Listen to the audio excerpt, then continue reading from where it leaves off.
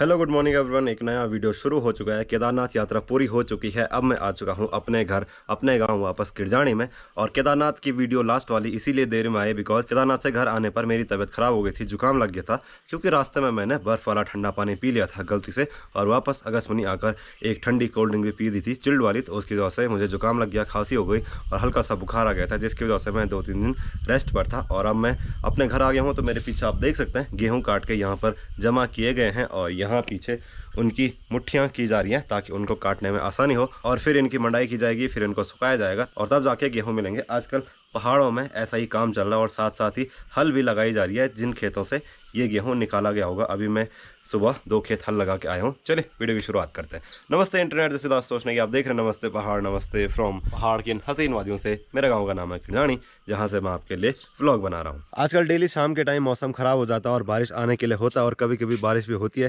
जैसे केदारनाथ में हो रहा था कि दिन में धूप थी और फिर शाम आते आते बारिश लग जाती थी। आप देख सकते हैं काले बादल आ चुके हैं और धूप पूरी चली गई है। और बारिश आने से होता क्या है कि जो ये गेहूँ काट कर सुखाने के लिए रखे हैं ये भीग जाता है और इनको डेली शाम को बंद करना पड़ता है। और जो गेहूं मड़ाई का काम होता है उसमें भी दिक्कत होती है। और आप मेरे पीछे देख सकते हैं ये है गेहूं की मुट्ठी, इसको गांव में मुट्ठी बोलते हैं। और यहाँ पर जितनी भी ढेर लगा रखी है उनको ऐसे मुट्ठी में बांधा जाता है और फिर काट के ऊपर जो सुखा रखा था वैसे सुखाया जाता है। और जो बच जाता है उसको ऐसे गठरी बना के एक जगह पर संभाला जाता है, तब वो बाद में गाय भैंसों को देने के काम आता है। तो 2-4 मुट्ठियाँ मैं भी कर लेता हूँ यहाँ पर, क्योंकि अभी यहाँ बहुत हैं और अभी तो खेत में भी होंगे।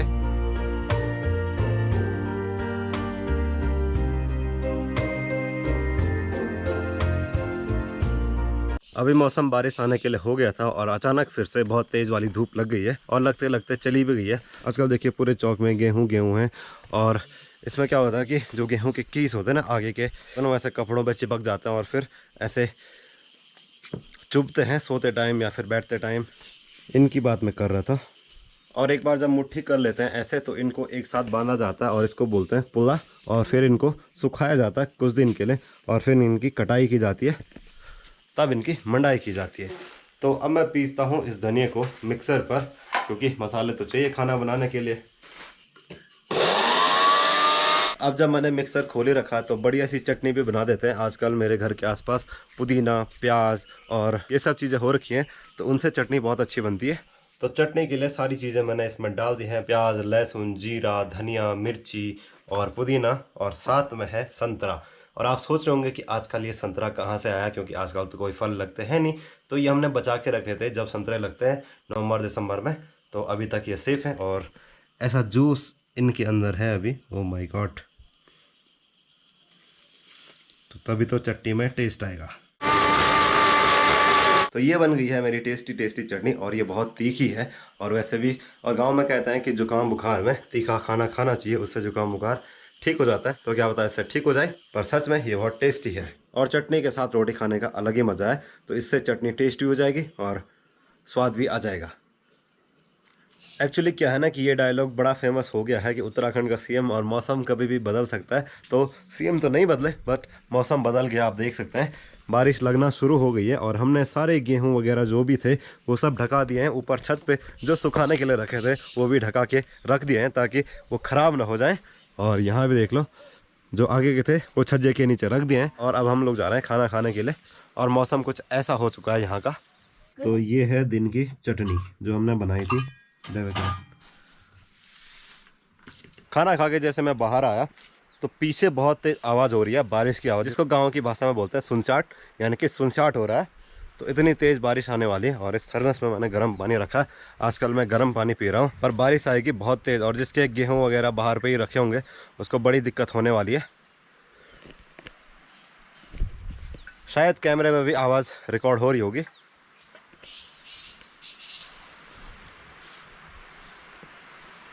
और आपको दिख ही रहा होगा यहाँ पूरा सफ़ेद हो गया है और यहाँ अभी भी नॉर्मल है। तो ये पूरी बारिश है। और अगर आप केदारनाथ की वीडियो देखना चाहते हैं, केदारनाथ के दर्शन करना चाहते हैं, तो मैंने नीचे लिंक दिया है डिस्क्रिप्शन में अपनी वीडियोज़ का, या फिर आप चैनल पर जाके भी पिछली वीडियोज़ देख सकते हैं जो कि केदारनाथ की हैं।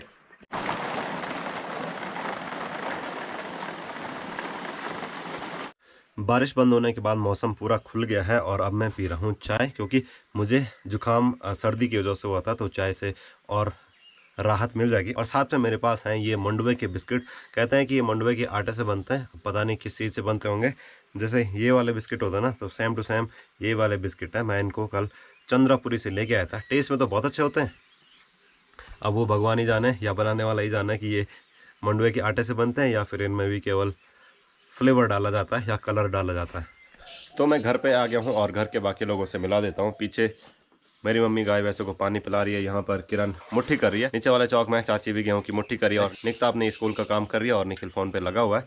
और मैं यहाँ पे बैठा हूँ। अभी देखो पीछे आपको नीला नीला सा दिख रहा होगा, तो ये मौसम ख़राब होने की वजह से भी हुआ है और जंगल में आग लगने की वजह से भी हुआ है। और जब मैं अगस्तमनी से घर आ रहा था तो जयखंडी के ऊपर बहुत सारी आग लगी हुई थी जंगल में। आप यहाँ देख सकते हैं पूरा नीला हो रखा है, तो आग लग भी जाती है और लगाई भी जाती है। तो मैं छत में आ गया हूँ और छत में हमेशा रहता है कालू। कालू इधर आ जा, कालू इधर आ। हेलो कालू, कैसा है? तो बहुत दिनों बाद मैं कालू से मिल रहा हूँ और कालू के साथ वीडियो बना रहा हूँ, क्योंकि उससे पहले तो मैं केदारनाथ था और उससे पहले मैं अगस्तमुनि था। तो कालू कैसा है तू? और ये जो आवाज़ है ना, ये एक पक्षी है, इसका नाम तिथरू है। तो ये ऐसी आवाज़ करते रहता है, तैन तैड़िक तैतरिक। हेलो।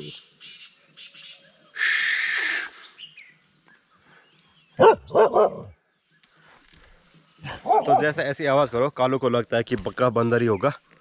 तो अभी मैंने एक चाय पी थी और यहाँ पर मुट्ठी करे रहते हैं, तो दोबारा चाय आ गई है। और यहाँ पर ताई जी भी आ रखी हैं। ताई जी घास के लिए आई होंगी, तो यहाँ पर आई हैं। तो ताई जी भी लगी हुई है मुट्ठी करने पे, हमारी थोड़ी मदद हो जाएगी।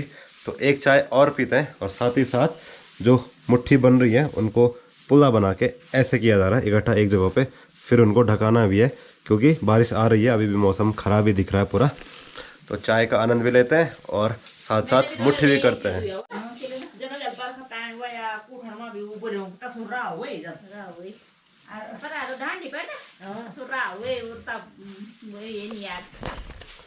तो यहाँ पर इतनी मुट्ठी कर दी है और कुछ अभी भी बची हुई है। तो मैं चलता हूँ तब तक व्लॉग बनाने के लिए। अभी के लिए इतना बहुत है। और यहाँ नीचे वाले चौक में निखिल और चाची लगी हुई है। ये देख लो पूरा चौक कैसे गीला हो गया और यहाँ पर तो पानी भी जमा हो रखा है। तो यहाँ पर इतनी रह गई है, इतनी करी हुई है। और इस साइड देखो अभी कितना धुआं धुआं हो गया पूरा। यानी कि बारिश आई बट उससे आग नहीं बुझी, क्योंकि बारिश तो थोड़ी आई थी और जंगल की आग बुझने में तो बहुत ज़्यादा टाइम लगता है।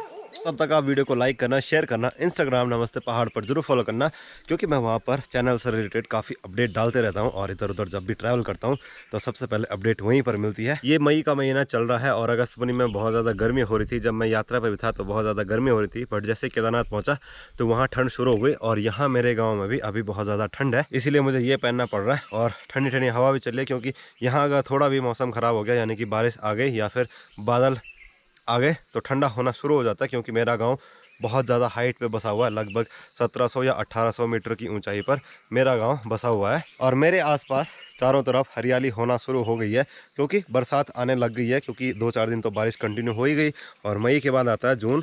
मई लास्ट से बारिश शुरू हो जाती है।